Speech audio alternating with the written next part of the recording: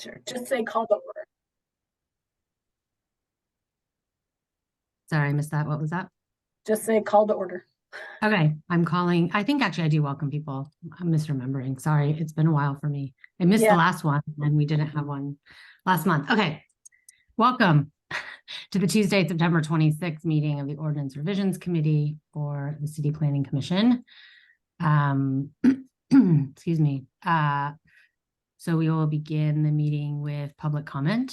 This is a time when persons can speak for up to 3 minutes.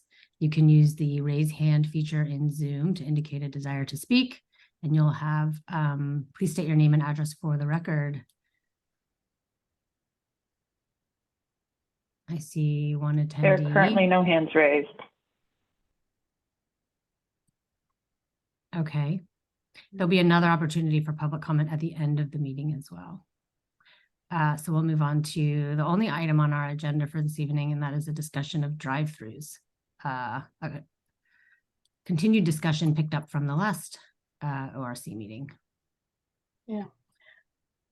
So I can kick off by saying that I've not prepared a presentation because I didn't.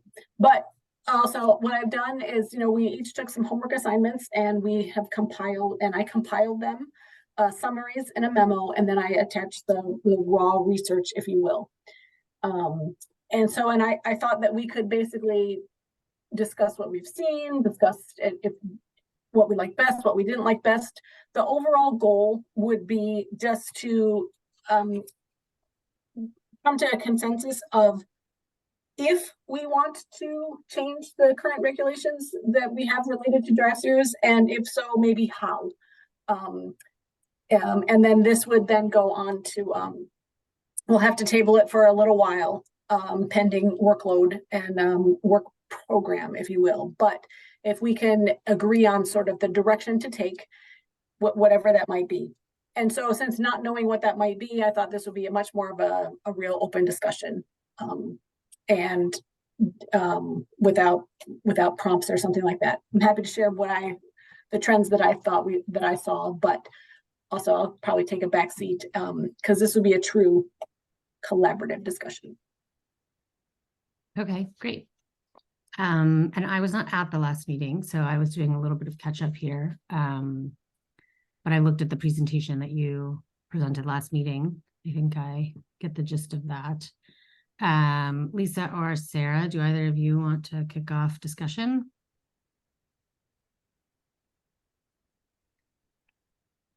I appreciate synthesizing all of it. It was helpful to kind of put it in general terms with everything. I was just pulling up UDC maybe to give a baseline of Ann Arbor as well as a helpful point, right? So it's we have it as a special exception office, D1, D2, C2B, and C3. And I think the only thing, what I was trying to synthesize relative to this, and I did, what did I do? Minneapolis, Grand Rapids, and Portland. I think what I saw mostly, and it's kind of put in some of the final notes, limited districts, and maybe Alexis, if you're more privy to more of exactly the districts, it seemed like more industrial-esque districts, at least from what I was looking at in Grand Rapids. I remember that they were more. Was a little bit thrown by some of the names of the districts because yes, I got you skim the names and they're industrial and employment, which to me might be officey, but the drive-throughs that they were experiencing were fast food banks. So I was a little bit thrown by the nomenclature, and it's hard. I felt it was hard to at the surface compare apples to apples because the names of the districts were throwing me off. But I'm I wouldn't have assumed that someone would put fast food restaurants in an industrial district. Right. Which I think maybe it was also more office research district. Right. Is actually what that industrial is. Yeah. Yeah. Now in Ann Arbor, we have the office zoning district and we do allow drive-throughs, but restaurants are not permitted, or not, they are now, but restaurants are not permitted. So even though the office district only allows drive-throughs by special exception use, what you're gonna find is that's gonna be your bank drive-through. Our commercial districts is where you're gonna get the bank and the restaurant and the pharmacy and dry cleaner or something. Mhm. So that was kind of the first thing I looked at, right? Like the non-residential and special purpose actually seemed more applicable, maybe the office research and things to drive through facilities, especially if you think about where those land adjacent to highways. If we're saying we want things in that proximity instead of in our more pedestrian or multimodal corridors. So that was like one of my first reactions of looking at some of this, like not in TOD areas, which are more the C3 and definitely not the D1, D2s. So my first strike, I would be like, strike it from D1, D2. Like it seems to not be something in pedestrian or multimodal focused areas in any of the test or example ones. And maybe reevaluate what zoning districts we have around the intersections, the freeway intersections, and see if it is actually more compatible with some of our non-residential special district uses. Similarly, it seemed like they had a lot more relative to, I think, your last point. My other main reaction was special exception gives a lot of leeway, discretion.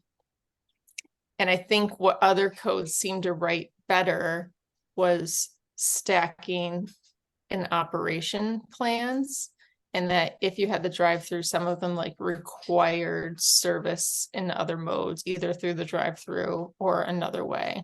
So you couldn't solely rely on the car, which I liked if we want to maintain drive-throughs in any area. So I liked adopting that language to make sure it's not, you must have a car. And I like looking at our zoning districts compatibility with the locations we actually want to do, and maybe we're actually just moving stuff over. So those are my first thoughts that I'll just kind of jump in and put on the table. If Sarah, Lisa, Ellie. sorry, I missed that the last point, move stuff over. Like in the table from like office to office research, or like out of D1, D2 into industrial areas. I see. If our zoning district, because it's not in any of those districts, which I think are actually where we're saying we might be more comfortable with them being. If at all. Want to jump in? Yeah. Yeah, I looked at, what did I look at? Madison and Charlotte, and my first reaction was like, oh, we're a lot stricter than both of these cities. Madison was one of the ones that did have I like how you put it in the table. They prohibiting bicycles in drive-throughs. But otherwise, I mean, they just seem to allow them. They have a lot of design standards, but I think they're just by right. Charlotte was interesting because they very recently have tried to make them special exceptions, and that failed a council vote like this summer, like by a lot. I think it was like 8-2 or something against making them special exceptions. And I think a lot of that were some of the arguments that we hear, like for people that, rely on them because they can't walk or bike, and for people that blah, blah, blah, like those, things that we've also been like wrestling with, I think. So I thought that was interesting, like, and it looked like from the table, maybe with the exception of Minneapolis, like nobody's really, this just doesn't seem common yet. So either we'd be a front runner, or maybe it's a bad idea. I don't know how much research any of these other cities have done to like look into this issue. I found a really interesting article, and I attached it, and now I don't remember. I summarized it, and now I don't remember what I summarized, but it was just sort of like how our cities approaching this across the country. And I think it's no, there's no definitive answer on whether or not they should be banned. Maybe I'll just add, because I did reach out to my friend Anisha, who's on the Minneapolis Planning Commission, and just asked reactions to banning them. And they had one condition where a bank burned down during the George Floyd riots. And so instead of, I guess, instead of reconstructing it, they wanted to add more lanes to one of their banks drive through instead of rebuilding both of them. And so that actually went through the ZBA in terms of how they have their zoning process. So I don't think that's something that our ZBA is privy to allowing. I don't know, but that's how, and then they have non-conforming drive-throughs, but it was a very unique condition that a project came up after the banning of drive-throughs to figure out how to incorporate some, like your building burns down during a riot. So other than that, there hasn't been a lot of resistance, at least that they haven't seen it at Planning Commission, right? I think it's a thing that we don't hear or see everything that staff might see of early projects that die at the table before they get through the process. But overall, her reaction was, no, it hasn't really ruffled many feathers, and, you know, development's still moving forward in a good progress.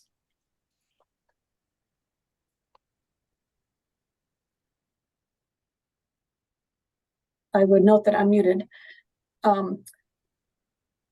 We have not had to, you're seeing, the Planning Commission is seeing most of the drive-throughs that we've seen recently, because we haven't had many freestanding standalone restaurants or pharmacies. But we have had some banks, say in the past like 5 years. I mean, I might guess that maybe due to market conditions, available space. So we haven't had like any back conversations like, you know, project's great, but you know, you're proposing a drive-through. This may just be a quirk of time, but we have had a couple of banks. I think we had a bank approved on Stadium that was that's one of our most recently approved ones. And there was a bank denied on Plymouth. Right, credit union, yeah. There was a bank denied on State. I don't know if it was denied or they pulled it after deferrals several times. They had the storage units at one point, and then they took that part out. Mm-hmm. Yeah.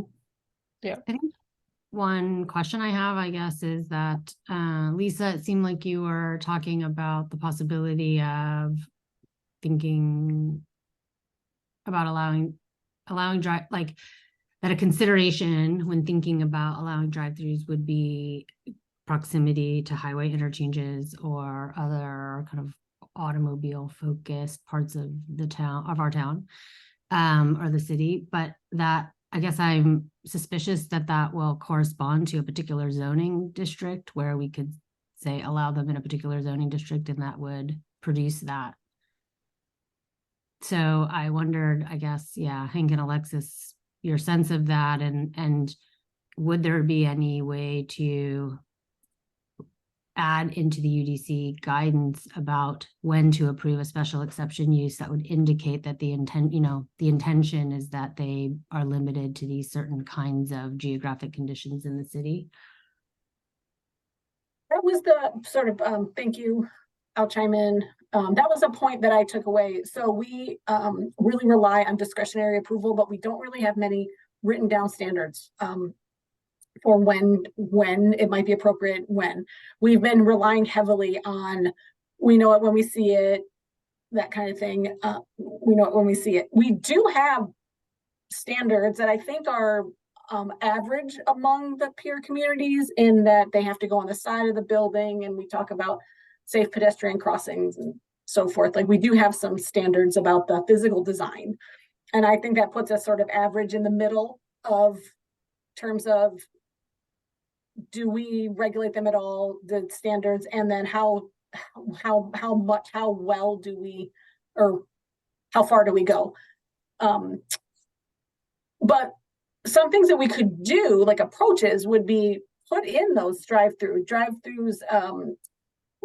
You know, they must be located within, pick a distance from an interstate or state highway intersection, or they must be so far away from a residential district or something. You know, we have other land uses that incorporate these kind of things. Right off the top of our head, some of our marijuana facilities, the provisioning centers have to be like 600 feet from a school.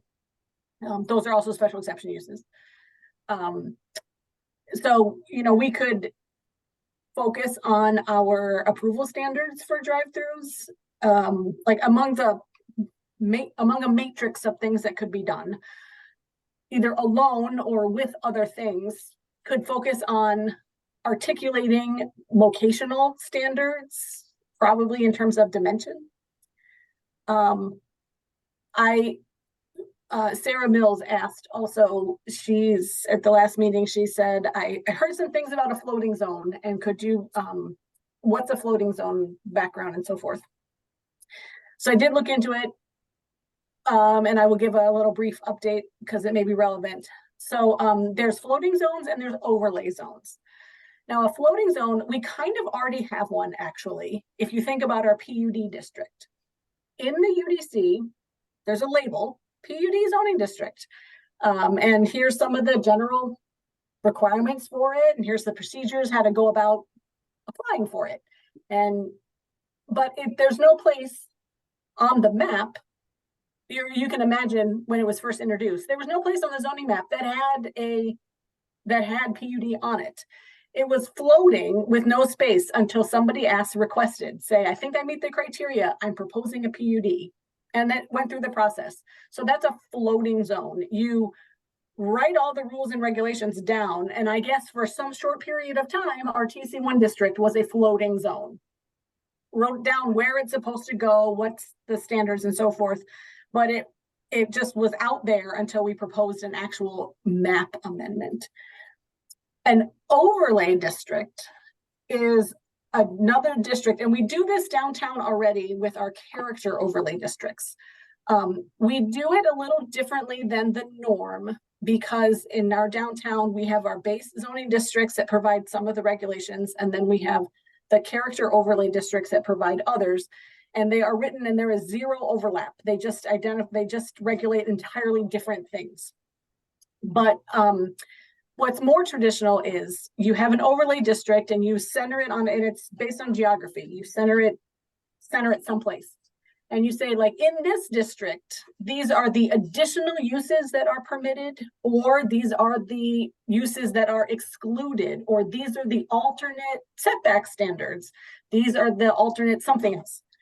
And so those would supersede whatever zoning district is underneath it.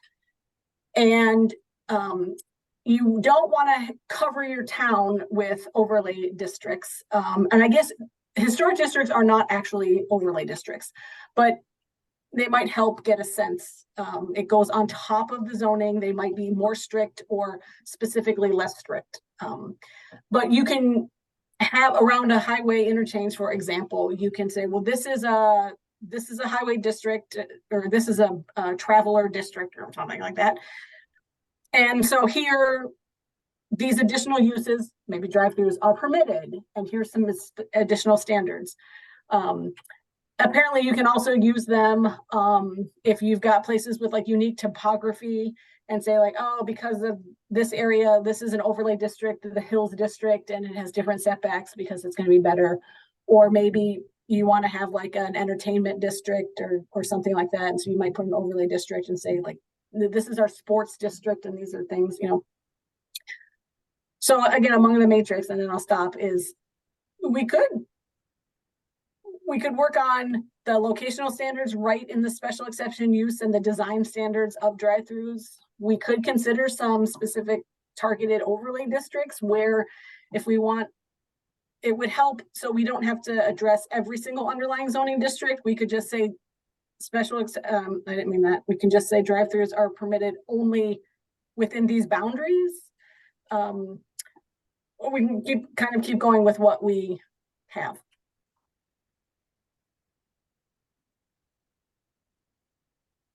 I'm gonna try.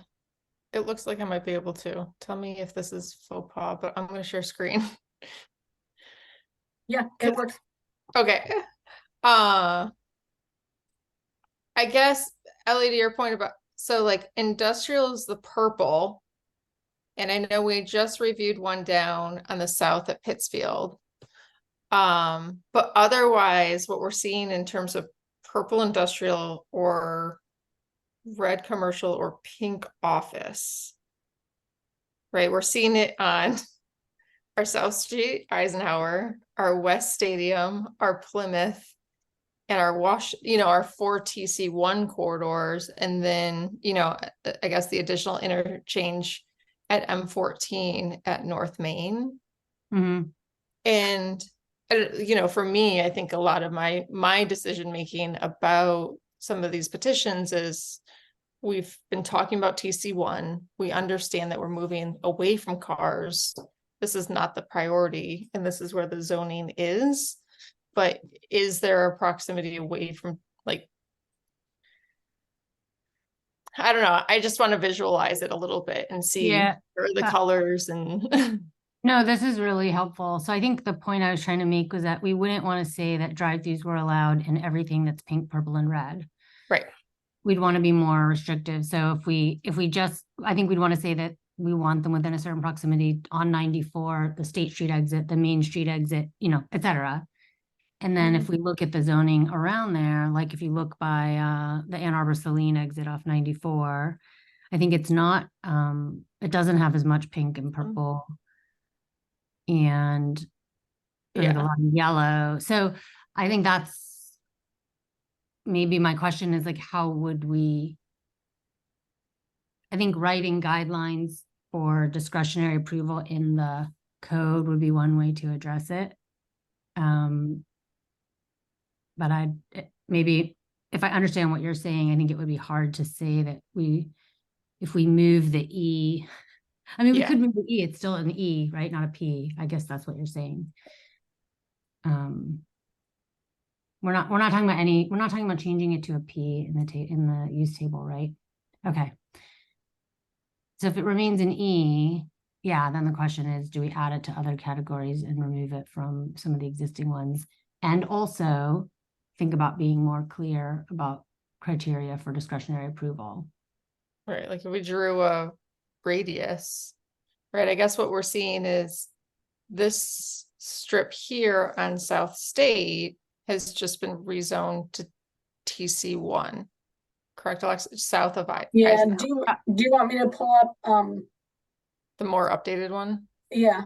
I just Sure. pulled up the city PDF one that was on the website, but I know things are. Well, yeah, which was accurate when the PDF was created. Yeah. If you want to take over, I'm just kind of, zone by zone being like, how should we look at this? By zones or by drawing a radius? Do those naturally overlap with TC1? Has it actually neutralized to the point that this is all a moot discussion and there's no space left for drive-throughs? But I think doing the spatial exercise is helpful. So I'll hand it off to you. It's pulling up. It does sound to me like, so correct me if I'm wrong, we're not be like, well, we just want to prohibit them outright, period, end of discussion. It sounds like we're kind of looking for a way that we can permit them in a fairly limited way, but we're not, that's the sort of preliminary conclusion. I guess my reaction is, I don't know if there's that's why I want to know. That's why we're looking at the map. Like, is there an appropriate area for them? And we might have just actually squeezed it out. Like, the more things that roll into, right? Restaurants roll into office. It's now not just banks, it's Taco Bells. So the more we intermingle a lot more uses between zoning, the more I think equal certain zoning districts are. And in a lot of these areas that logically start to seem like how we would match it to like sister cities might not actually overlay appropriately. Like we might have made at least for me, we might have made the decision through other decisions that actually exclude them just by what's left.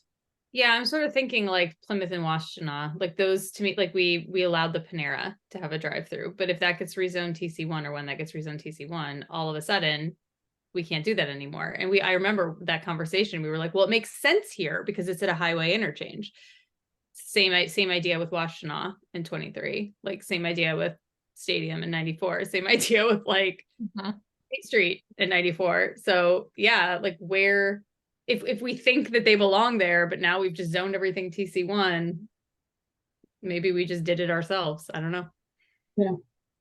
But I'm also like, I am not fundamentally opposed to drive-throughs if they're designed appropriately, if they're like, I don't think they belong in the downtown, but you know, if there's, I don't know where, I'm trying to think of like where they could even exist, but like if it's not TC1 and if it's a drive-through that is a little bit, I don't know, a little bit better designed, then maybe I'd be okay with it. But again, I don't know where that would be. So we can go to the map.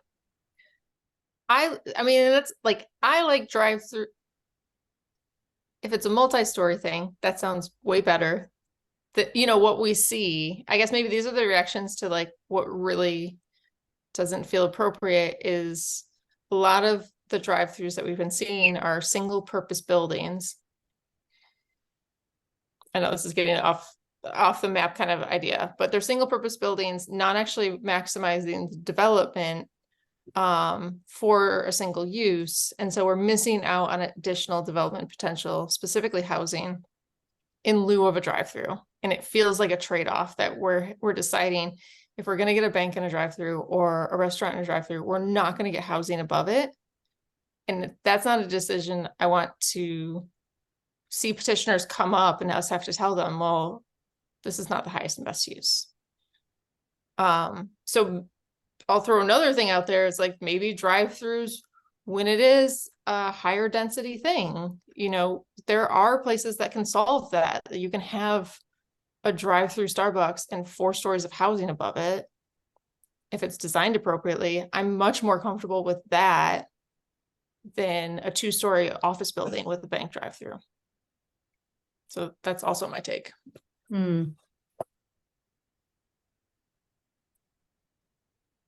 Yeah, I mean, it's also interesting because I think one thing I wonder about is like banning new drive-throughs doesn't delete all the existing drive-throughs. And I guess we don't really have a way of knowing this, but I kind of wonder about the capacity. Like, do we meet that need well as a community, right? At our current quantity, or is there really like a lot of unmet need?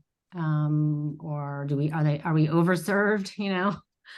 And I think like, where are those located? Because like if they're on transit corridors and all of a sudden they're non-conforming, would anybody ever redevelop it if they needed I don't know, if they needed a drive-through for some reason, for whatever they wanted to do, but it's like, but that's the only CVS drive-through in the whole city. So like, I'm just gonna let this stay, this use, because I can't, like, I need this drive-through for my pharmacy. I don't know.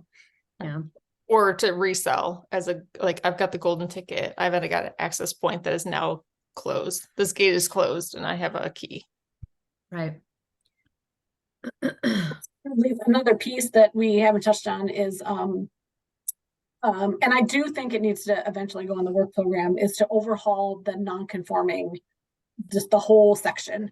And someone mentioned that Minneapolis, the ZBA, our ZBA, because the way we wrote it, we chose this, they are not permitted to do use variances. So if they're not permitted, they're not permitted, and our ZBA can't help. It could be written differently.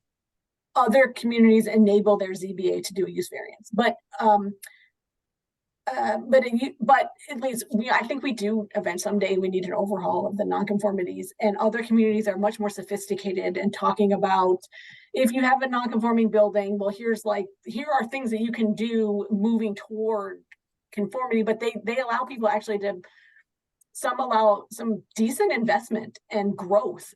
It's not an all or nothing. We currently have a real black and white view of nonconformities, and we treat every one of them the same, whether it's, you're 5 feet off or you're like totally inappropriate.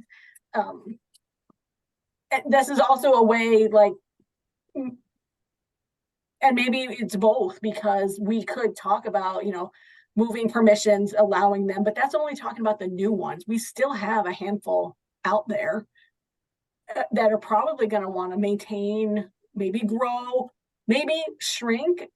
But, I would imagine, what will we do in the scenario? Some bank has got 4 drive-through lanes right now, or like, that structure that's got, and they want to switch uses and go down to 2. But we'd say like, no, and then so they're going to keep 4. And then, like, for Lisa, just a discussion point. I'm very much hearing what you're saying. Like, what we're seeing is single purpose buildings, but I personally don't think that every building needs to solve every problem. I can see where we have a larger site that has multiple buildings on it. And so on the one hand, I agree that if you're devoting the surface area of a site to a drive-through, like, that is not an efficient use, or you have a single use building. But if it's a large enough piece, and if it's mixed use or mixed building enough, like, it could have like a housing, a building, a residential building on it, and maybe a small single-story building, but the total is really what we want. And so how would that play in? Yeah, if it's like a lot size. I mean, the other thing I do like is like when the parking lot and the Plymouth Kroger has the like drive up ATM. No, it's not a drive through, but like it's like at least there's something happening in the parking lot instead of just parking, and you don't need a whole building for it. You can just put an ATM out there and you have a pseudo bank, station sort of thing. Yeah. So What would happen if we would get we regulate that ATM like as a drive-through facility anyway. Yep. Because it occurs, you're doing business while sitting in your car. But like, what happens when somebody's going to invent it quickly? When McDonald's comes in and says, we have like a robotic hamburger stand. There's not a single person there. You can just drive up and someone in states, or you order on the app and then you drive up and you pick it through the window. Like, it's not, I mean, I guess it's a building. I wonder though, like allowing drive-throughs in larger developments doesn't get out of the safety question though, right? So it seems like there are 2 things with the drive-through. One Yes. is just encouraging automobile-oriented use, and all those kinds of negative aspects, and they don't benefit other neighborhood businesses, blah, blah, blah. But then there's the pedestrian safety question. And I like the idea of bicycles and pedestrians being able to use the drive-through, but I will admit that I have no knowledge about how to do that safely. I'm sure we could find some research and best practices on that. But the reason the reason we're told they don't do that is because of safety. So I wonder, I kind of wonder how to square that. From the tiny bit I've read, I'm not so sure if it's an actual safety versus the perceived safety of having a pedestrian or a bike in the drive-through / I don't want to deal with this, so I'm going to say, oh, we can't do it for liability. Yeah. Because I don't see how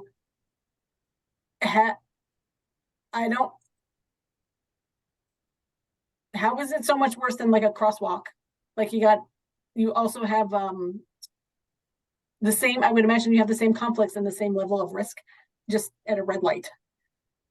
I don't know. I'm not so sure if there's actually best practices out there because nobody does it. But one city said that you can't prohibit somebody. And the other one, I think, said that it's not a full-time. One city, I think, said you cannot prohibit non-motorized or pedestrians from using your drive-through window.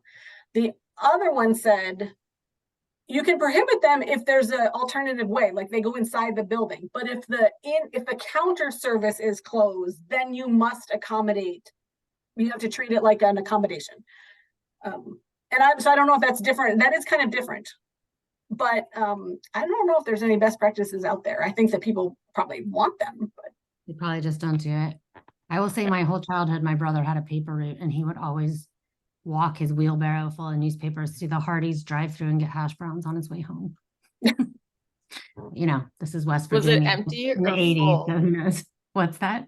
Was it empty or full when he went to her? the wheeler. It would be full because he would have like delivered all the papers and then he'd be on his way home and he would go through and get like hash browns at Hardee's. I just like, not to like defend the drive-through, but like, you know, there's usually like a wait thing, you know, that like rings the bell. That's like something's here to order. So if you're just like a person standing there with an empty wheelbarrow or a very Hanging on light the thing, yeah. bike, you're just not, you're like, we just don't know you're there. Or you're wrapping around the building in the blind spot. So the car kind of drives around and they're not ready for a bike to be there and they rear end the bike. I had no idea there was a wait thing. I don't know how I thought they knew I was there, but I guess Wait. I video. thought it was a Oh. camera. I think it's a camera myself. I don't know. I just assume it's a video, like they see me. That's I mean, back reality. There might old be. mechanics, they used to have an air tube that you drive over and it'd ring the bell. Yeah, the ding ding. Yeah. Yeah. Maybe the other thing is stacking and actually how we would regulate that. Because being over on West Stadium, that Chipotle will back up onto West Stadium and just be queued up in the bike lane. Well, they have also that Chipotle has the worst business model ever, because if you arrive early and your thing is ready, you just sit there and back up the whole line. I don't understand that model is the dumbest thing I've ever heard of. Yeah. But like, Yeah. how do we solve that? Because like, as much as we can be like, did you have enough stacking? I don't want to commit more driveway parking space to the appropriate amount of stacking instead of more building or landscape or anything else, right? I don't want to pave stuff just for it, but also I don't want them out on the road obstructing other traffic and safety. Yeah, I'm not sure how, because that's digging into a level of the business model. That Chipotle could solve their problems by getting rid of their drive-through and having curbside delivery, because that's what they're doing. You're doing a Yeah. mobile order and then you're going to pick it up. And it's all in the drivers to queue up in the right order. And they could solve that just by having drivers wait in a parking spot and having a board that says now ready for blah, blah, blah. But I mean, this is digging into a level of the business model that is, I don't know if we should be going there, because that's getting deep into, because that's not design, that's human behavior. but it could be like, as much, we could say that parking spaces can be pickup spaces. And that could be the Well, pivot that's a from whole, drive-through. agreed. That is like, I think, a whole approach saying like, you are not allowed to have a drive-through window. You are permitted to do curbside delivery or something, like their parking space delivery or something like that. And I guess that's where like, what do we have for like infractions? Because like, is there something like, if you get dinged 10 times that you're not moving your queue along appropriately, we'll shut down your drive-through? Like, what happens when somebody reports an obstructed queue? So if it goes into the, I don't know. Yeah. If it goes into the street, that might be a police power, like literally our traffic enforcement police power. You're not allowed to do that. Mhm. If it's creating an on-site circulation issue, we might be able to revoke a special exception use approval if they had it. A lot of the drive-throughs pre-exist the special exception use, so they're Approved non-conforming. right. And I don't want to say like, well, we can't do anything about it, but I need to dig deeper about what do you do about, I mean, perhaps it could be deemed a nuisance. I don't know. I'm just thinking, right, like if we're still doing like a special exception or some version of it, like what are the design criteria that give us the tools that if these remain in existence, we can actually get what we want and don't create hazards? and harm. And so it might be it's like you have to design the appropriate amount of stacking or a balance of like, you can only have 8 cars stacked. And if you don't manage your business, we can take away your special exception use and you're going to Yeah. pivot 100% to curbside service instead. I know that's like a lot of steps or nuance, but that's kind of the way Well, I wanna see. was it Commissioner Mills that looked into Grand Rapids as a case study? Yeah, Okay, because I think I recall seeing something, and I also remember, although unfortunately not in specifics from working for the city of Grand Rapids, that they had regulation specific to queuing and enforcement options. So perhaps that could be adapted from. I also noticed in the write-up that they have something maybe similar to what you were after, Commissioner Save, this integrated drive-through that's excerpted in the staff memo that says you can have drive-through or drive-in only as part of a larger mixed-use project as long as it is XYZ. In certain districts, yeah. So it's under those sort of extra design criteria. Yeah, I think those are definitely the pieces that make sense to move forward. I'm still not sure I would support that. Like, I think I'm still wondering about the relationship between those kinds of developments, which maybe ideally in my mind are pedestrian oriented or in areas with a lot of pedestrian activity. And while that drive-through might seem more acceptable in that scenario, I'm not sure. I still feel like it would be even better to not have it at all in that scenario.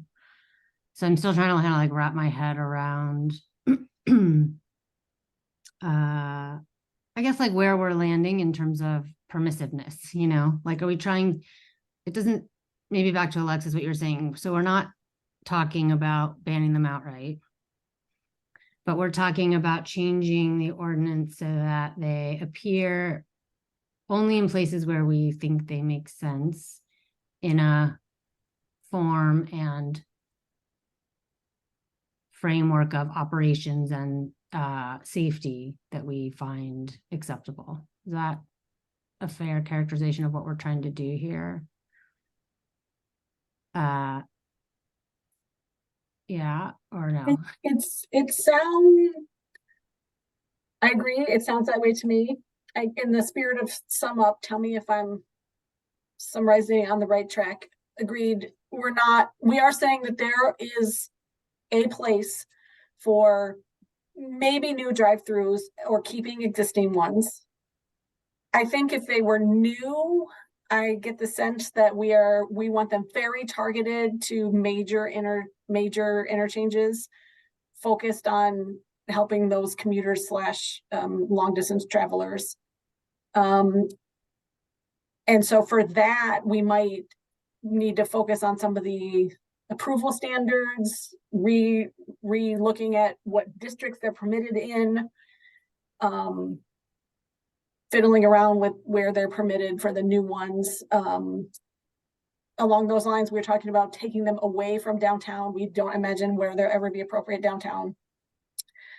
And it's not been outright said, but I'm thinking we might want to look at some of our maybe non-conforming standards, because we do have some drive-throughs in our pedestrian-oriented zoning districts, and they're probably here to stay, and maybe there's room for them to stay and nudge toward improvements if they're ever redeveloped.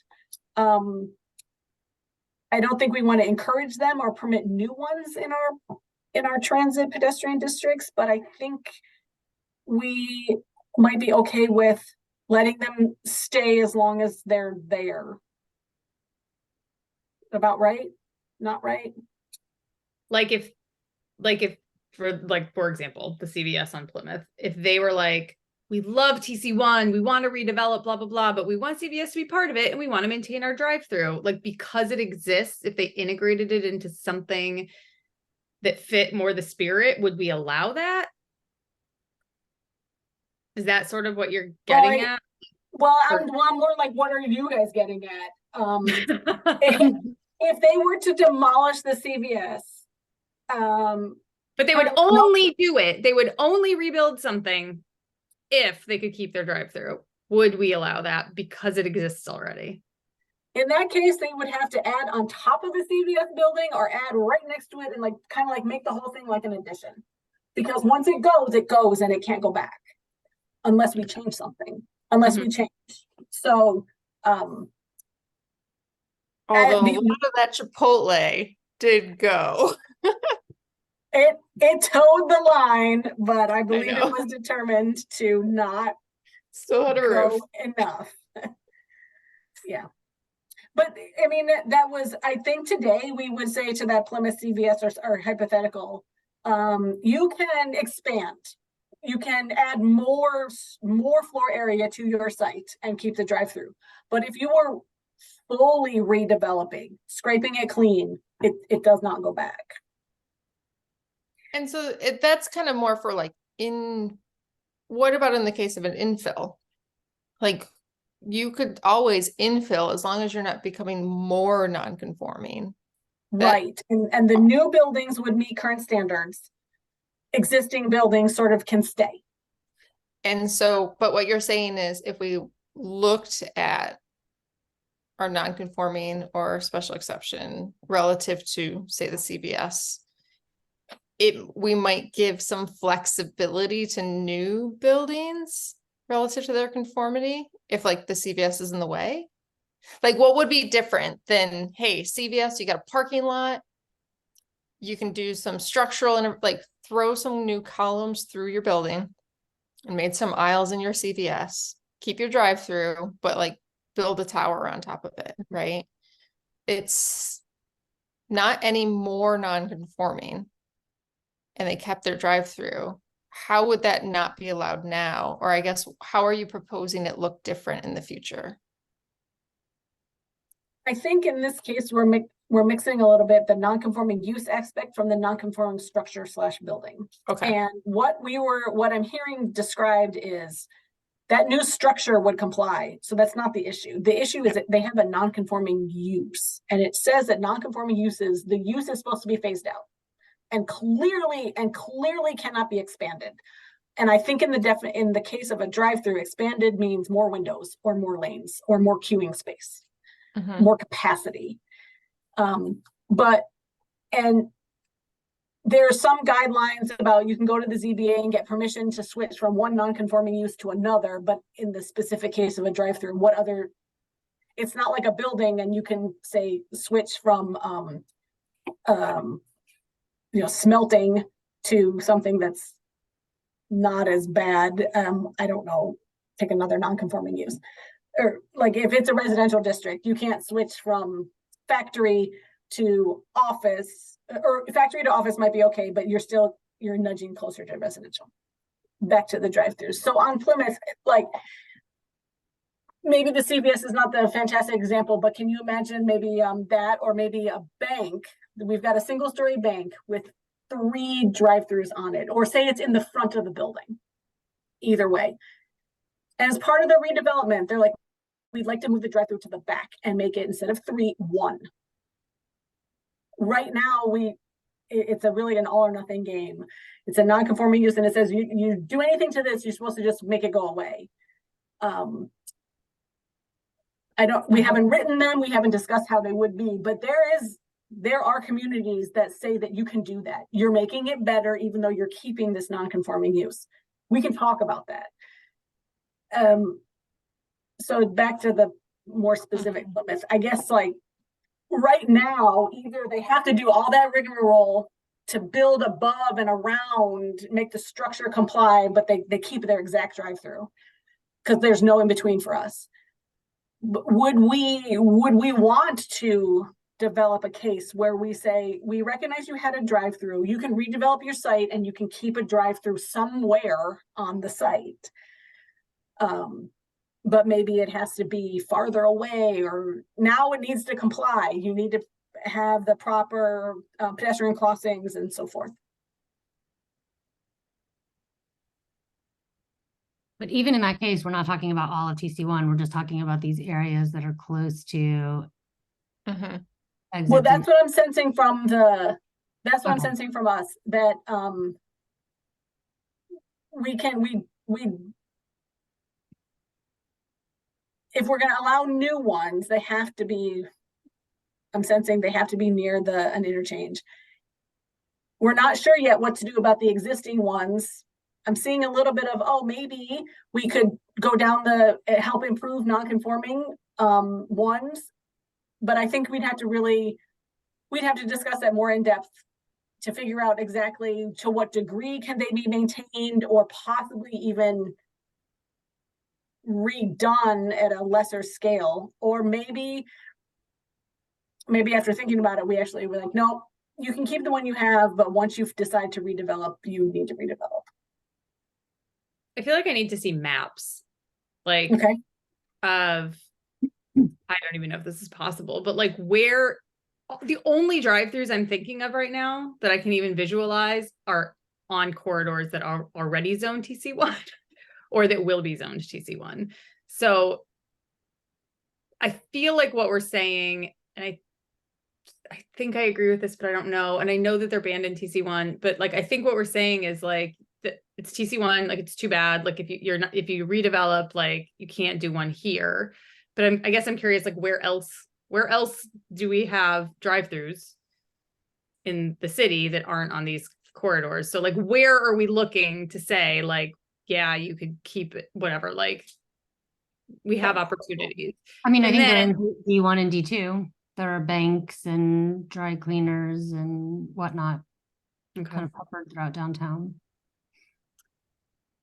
And then my other map, so I don't even know if it's possible map. I think my other map might be possible of like, where are these areas? It was sort of like the map that Lisa had up before, but it's like, if we've like, where is it not TC1 and still within a highway interchange that are even possible areas that we could think about drive-throughs, if that is criteria that we want to use close Yeah. to the edges? What are those overlaps or non-overlaps, I guess? I'm gonna drive around and just look for drive-throughs now. I will mark that down. Get out of your car. Oh, or that. I'll buy a bike and bike around and look for drive-throughs. I'll loan you one. Okay, Hank, okay. I think I saw you, Hank, if you want to add. I was just going to say that, Alexis, you do have share screen still up with a map. And I think those I do areas that, are definable. I also wanted to start to build some summary of the working agreements that we have.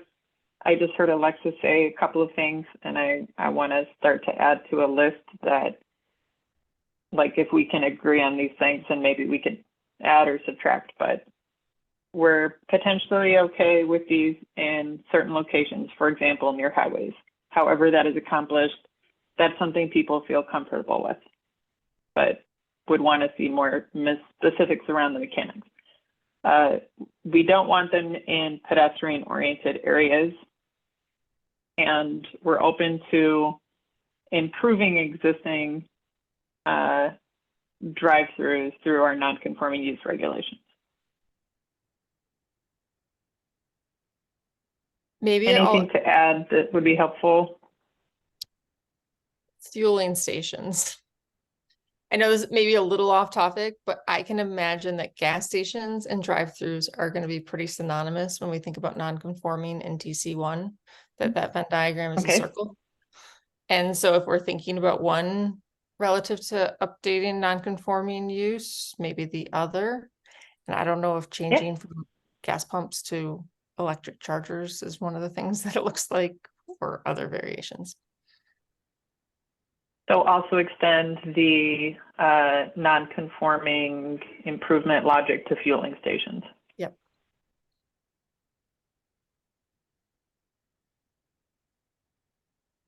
Okay.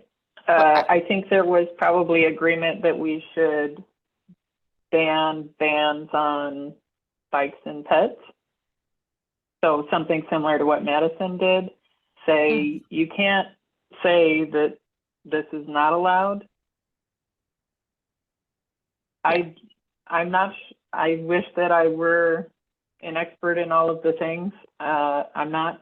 I know that some folks came to the Planning Commission recently and said, we looked into this. This was for the addition behind Jimmy John's, where they had the difficulty leasing the building and they wanted to modify it. And they said, we're having difficulty with banks allowing us to service bicycles and pedestrians in this way. Did anyone find any allusion to that in your research? No, and I was thinking about that. I mean, I didn't specifically look for it, but I was thinking, because they blamed, I think, insurance or something. They couldn't, because it was liability. Mm-hmm. I feel like other cities are doing it. Like, if Madison did it. We could talk to Madison. We can reach out to them.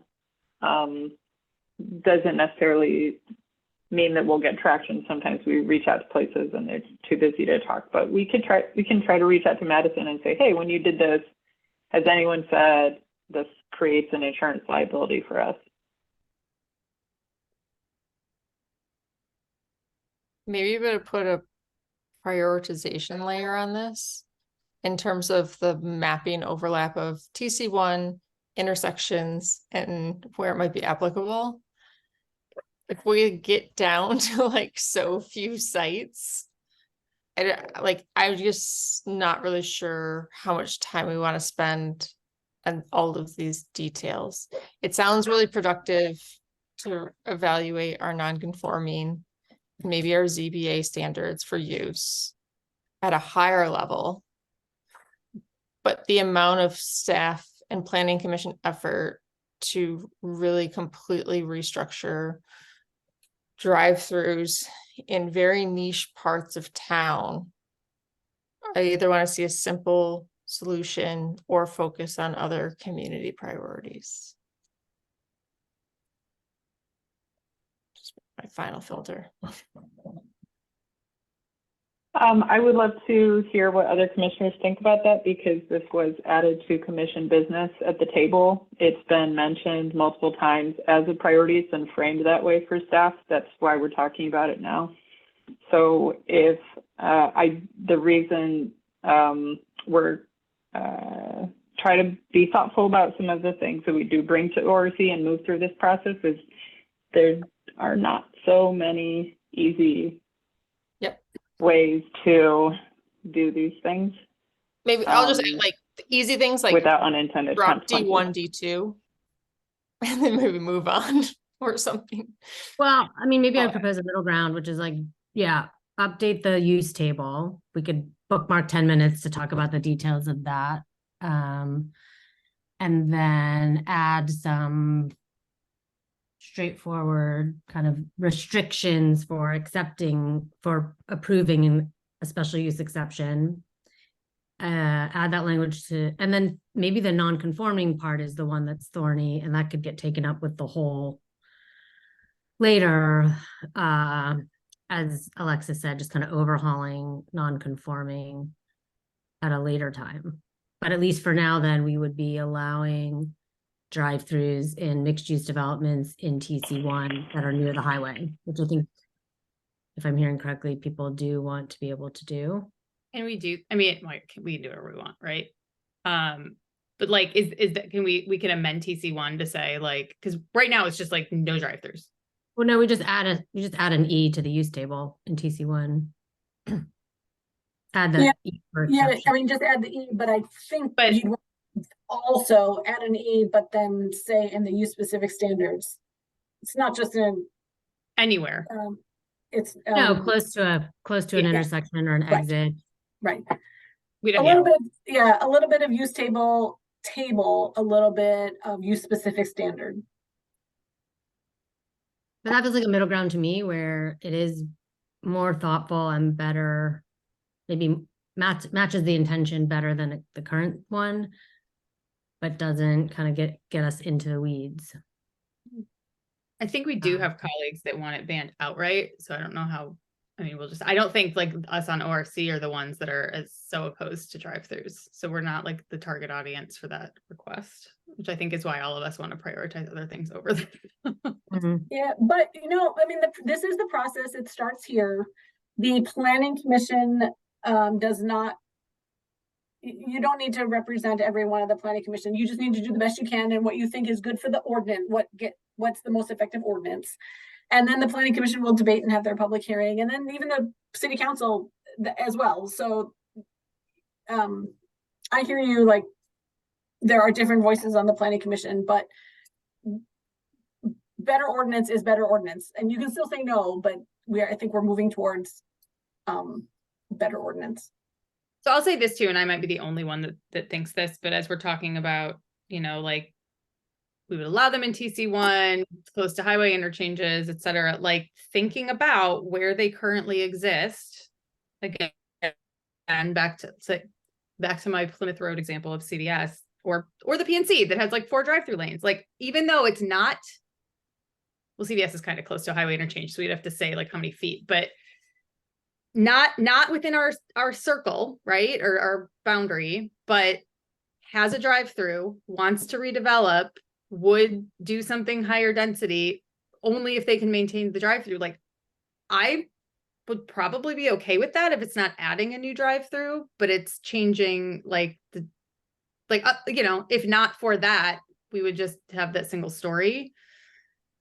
And I don't know. I would not be opposed to thinking about that type of thing. It's almost like we would say, okay, we count up the number of drive-throughs we have right now, and it's like, it can't be in D1, D2, but like otherwise it's like we have 27 drive-throughs. We can't have any more than that. You either redevelop to our new standards and you can keep your drive-through if you can work it in. Nobody else gets a new drive-through unless you're within this area. I don't know. Yeah.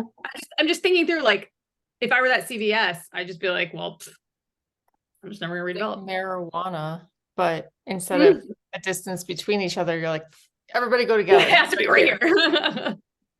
And there's 27 of you. Yeah. At these 5 interchanges. All at this highway interchange. Please connect so you're not going out onto the thing. I'm thinking of my own maybe road tripping habits. Like, I don't go past more than one light. For like curly fries or something. So maybe as a pseudo first distance, figuring out what the first intersection light is. Yeah. Seeing what I don't know. But because I don't want them to like sprawl past what actual driving accessible habits are if we're going to keep them on the books. I feel like we're narrowing them out to the point that they might be pretty hard to achieve. I'm okay with it actually going either way. Like, make it really tight but clear, or them going away. But either way, it just becomes more clear.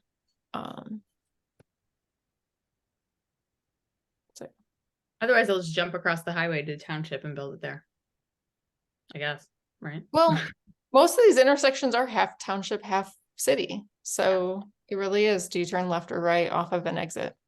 Mm-hmm. Yeah, I don't think that any. Go ahead, Alexis. I agree. I don't think that any highway exit is completely in the city. The only exception might be M14 at North Main and Barton, but there's no commercial. That does not feel appropriate. Yeah, but agreed. They're all like, because we have a highway moat, and so that's our boundary.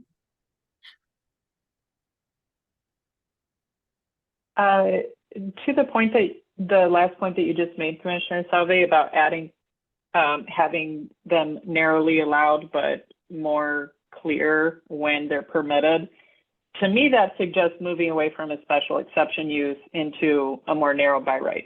Am I interpreting that correctly? Because I think that special exception uses are often murky for petitioners. They're nervous about spinning their wheels with an investment that they're not certain of the outcome. And in general, I think that SEUs treated with some trepidation. So Yep. that would mean moving away from SCUs in Ann Arbor. Yeah, I would say like take it off Okay. the use table and have an overlay as the kind of Do area. others- I guess How it's like do floating with Commissioner an Hammerschmidt overlay. Abrams, What's that? does that make sense to you? Take it off the use table and add an overlay? Yeah. Because I think what we were saying was, oh, it's on the use table, but only in this very confined area. And since the zoning is inconsistent in those areas, instead of having a gazillion E's, maybe it would make sense to just have the overlay. But I don't know, I mean, I don't know if there's a desire to minimize the number of overlays we have. So I don't know. In terms of planning best practices, what's cleaner? But you're right. I think it removes discretion. It removes the discretionary part. Which I think too, like would cut down on like because again, people hate drive-throughs, they're fine with like the discussions that we always have. It's like it's totally it's totally subjective. Like, well, I'll never allow one anywhere. Okay, well, like if we can all agree on like this a more narrowly defined thing, and then petitioners don't have to worry about an SEU. We don't have to worry about debating an SEU because we've already done it. Mm-hmm.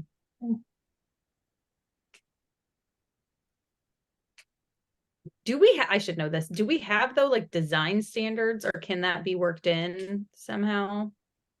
Like you can do a drive-through. We do. We do Sorry. have some. Are they strict enough? Do they accomplish our goals of? Well, yes and no. I think they are strict enough for the actual drive-through, but they only talk about there are A to C, and C has 5 things in it. Drive-through cannot be located between the street and the building. That means it's got to be on the side or the rear, can't be in the front. Placement of the drive-through and its queuing lanes may not impair pedestrian circulation or general vehicular circulation on and off the site.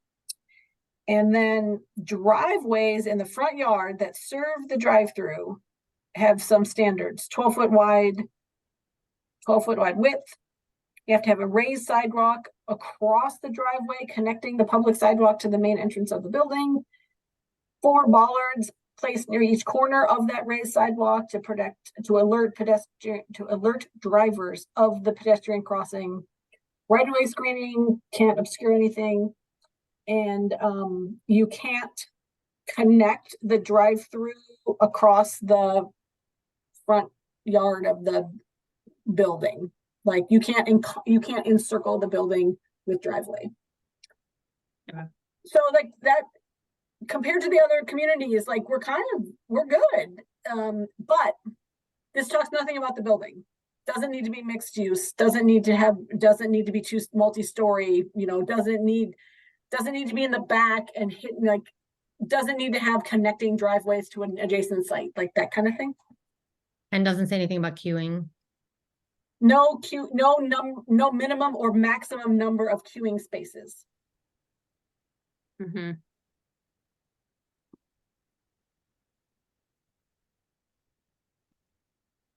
I pulled up the section that I think you're referencing, Alexis, Exactly. just Yeah. for Yeah. visual.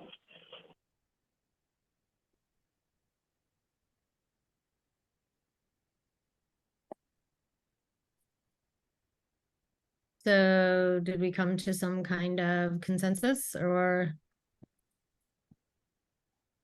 I think that I do have, I think we have consensus, but I don't think we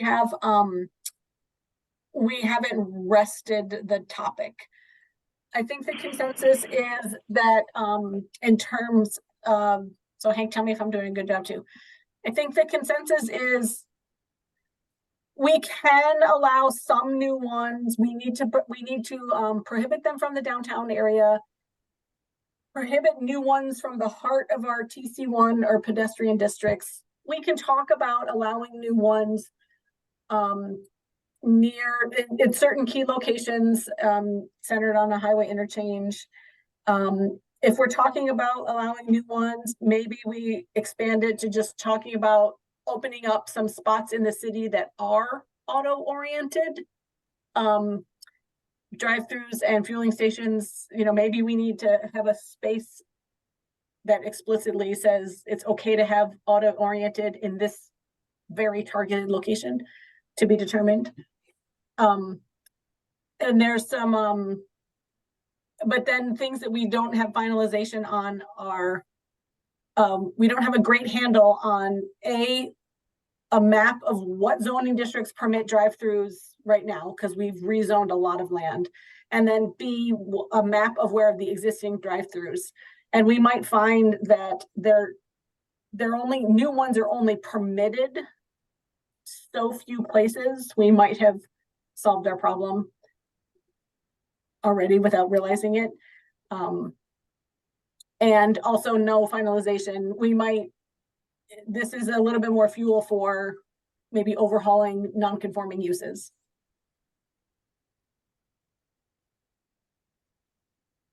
And the last couple of things you said, Alexis, was the things that you felt were pending was to have a map of existing drive-throughs and a map of existing allowed locations.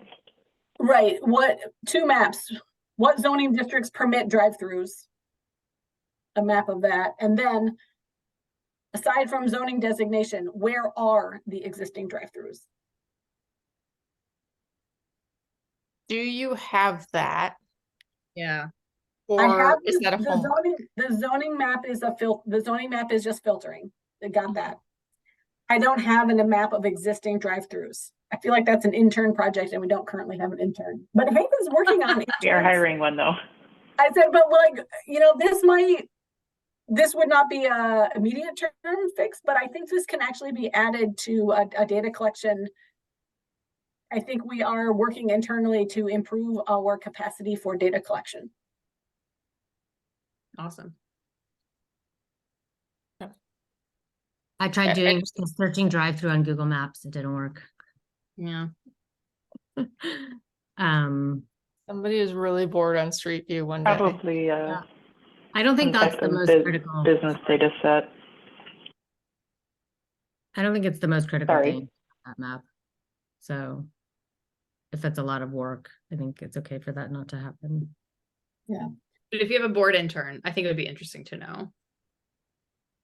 So yeah, I think All the that other we things have, that you could do. That's true. yeah, I think that we have like concept agreement. We don't have execution agreement, but I think we have concept agreement.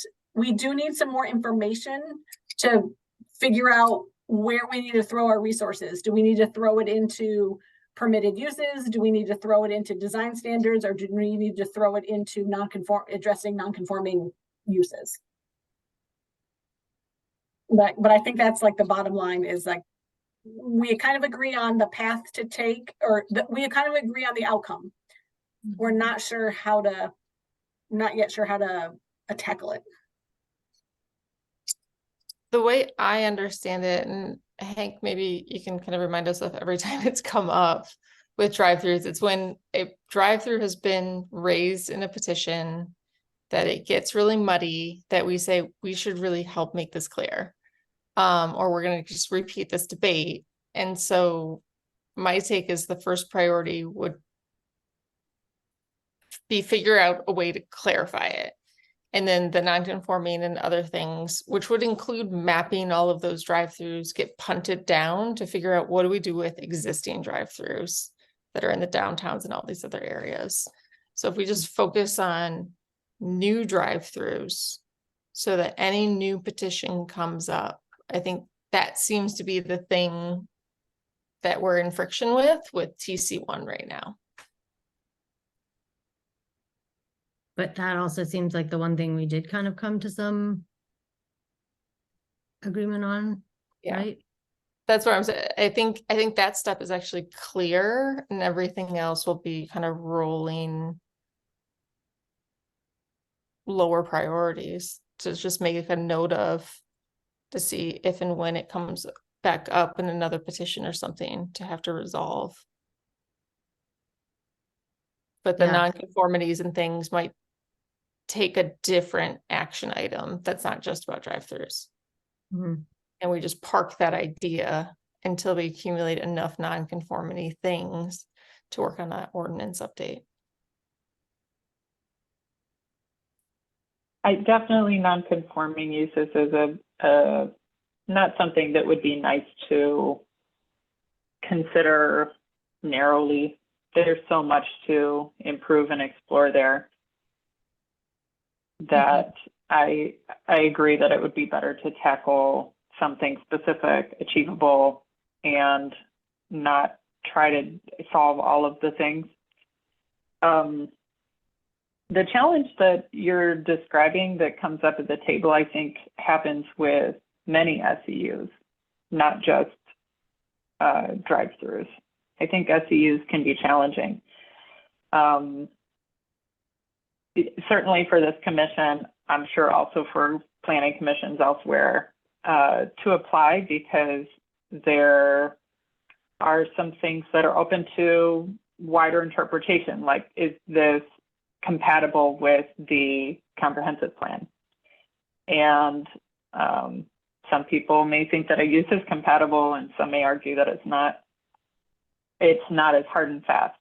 And the more that we move toward things that are easy to interpret for petitioners and as well as the commission, I think would be better.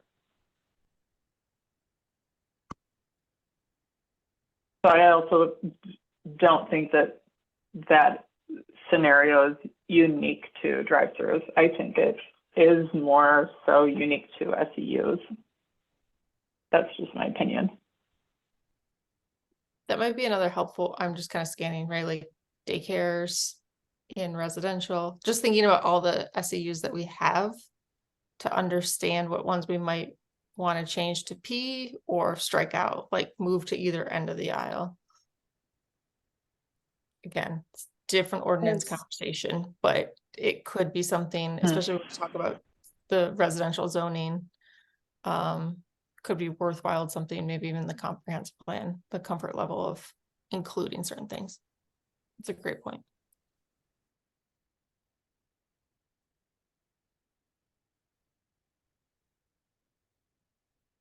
Yeah, we can definitely bring that up for the comprehensive plan review. Definitely, and non-conforming uses. I would love to have some guidance and research to give us a direction to go in and to help with that. Okay. Is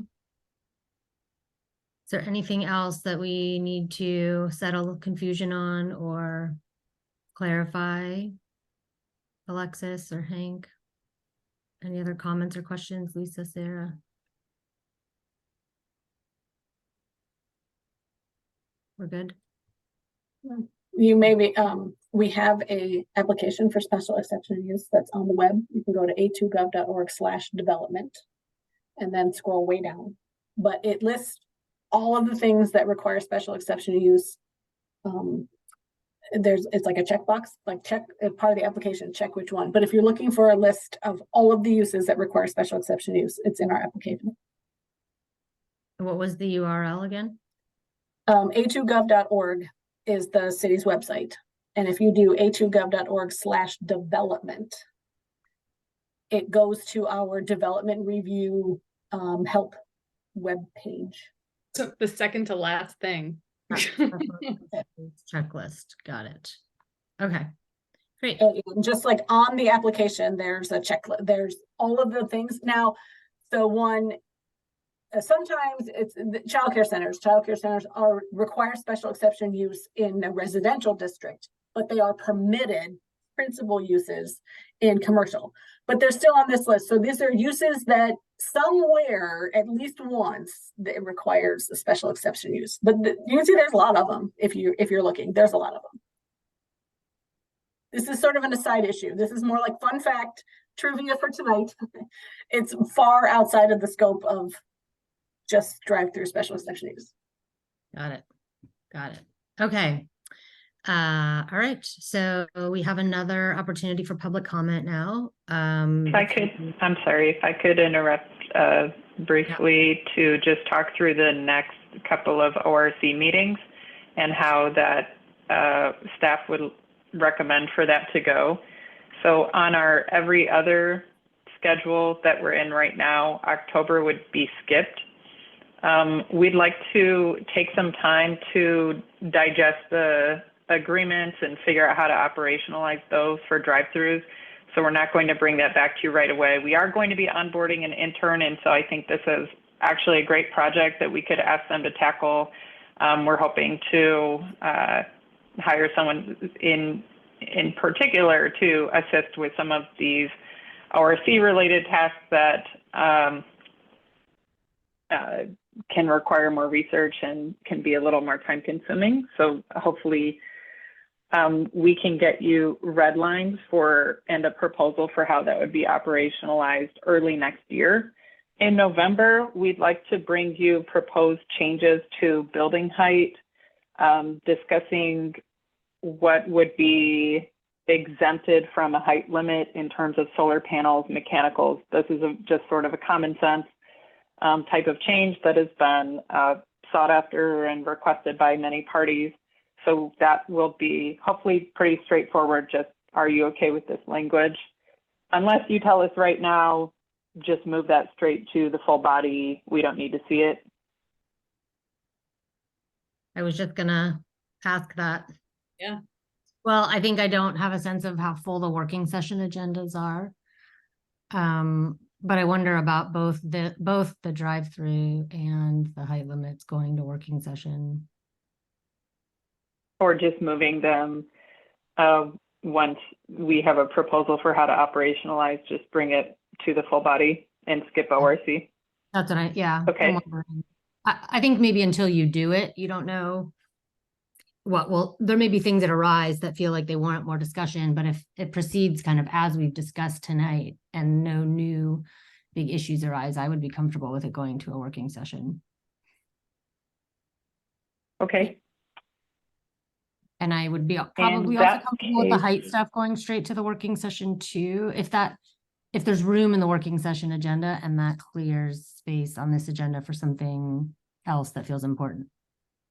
I know I recused myself from the D1, D2 stuff, but as I understand the height exceptions for stair overruns and things, this has been a steady conversation that it can probably go straight to a full session. It's like a paragraph of specific things, right? It's not a hearing and working session. Mm-hmm. It's like 8 things exemption to measuring the building height. I think that can go straight to a vote discussion. Well, I'll leave that up to Hank, who knows more about what it is. Yeah, I would say, how about, because we haven't drafted it yet, but I think that's next month's task. And maybe after we develop a proposed ordinance, we can see, like, are we comfortable internally as staff to propose it, put forth, or do we want some feedback? So maybe why don't we postpone a final decision? Okay.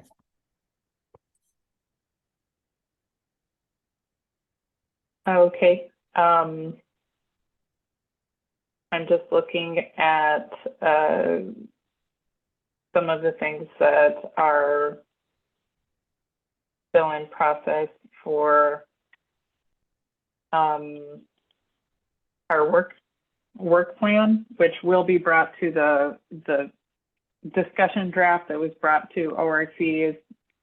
We've had very full agendas, so it actually was on your agenda for the full body, and then we moved it so as not to prolong the meetings excessively, but that will be brought up for everyone to review soon. But just looking at what the topics are for 2023 and 2024, we had, again, kept these light because we have, in particular, starting next month a lot of energy that we're going to be putting into public engagement materials, just materials of all kinds related to the Plymouth and Washtenaw rezoning.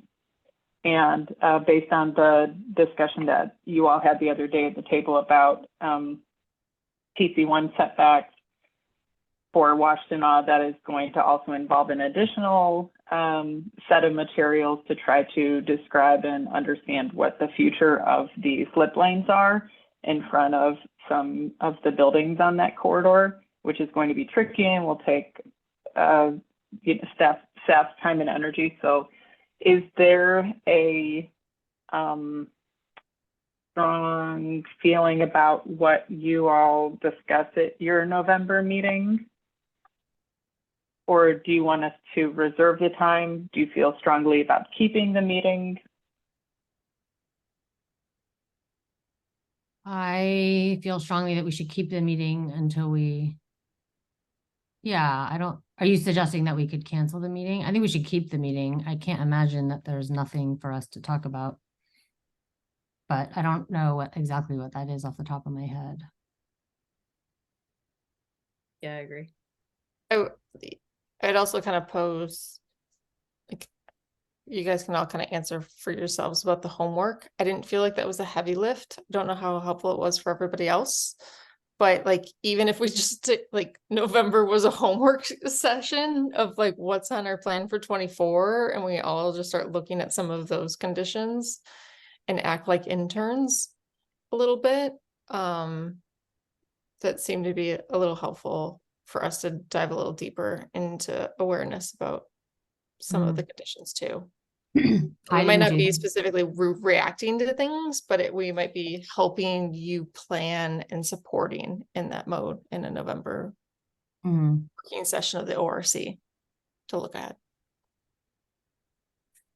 Okay, so potentially, what's that? Or we could talk about parking maximums. Which I don't see on the list here, but is, the thing that some of us bring up. I think it always gets bumped. Yeah. Modern homes, building height. Or it got deleted. Parking maximum. Did it get deleted? My goodness. Possible that it was moved to the comp plan. It's all somewhere. Oh, There it is. Parking maximums. Yeah, got it. Oh. Okay.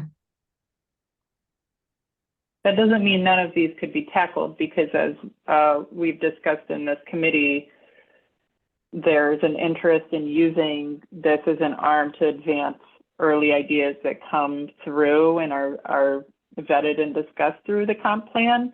So if there is one of these topics that you would like to do another discussion session, I found this to be really helpful and actually pretty productive. Appreciate all of the work that everyone did to come together with ideas from different places. So you could also email us over the next month what, or we could create a survey for you all with a couple of topics that could be researched and then ask for another kind of collective research session. I like that. Yeah. Can you, Hank, can you scroll left back to the list? Yes. That you're on? Thank you.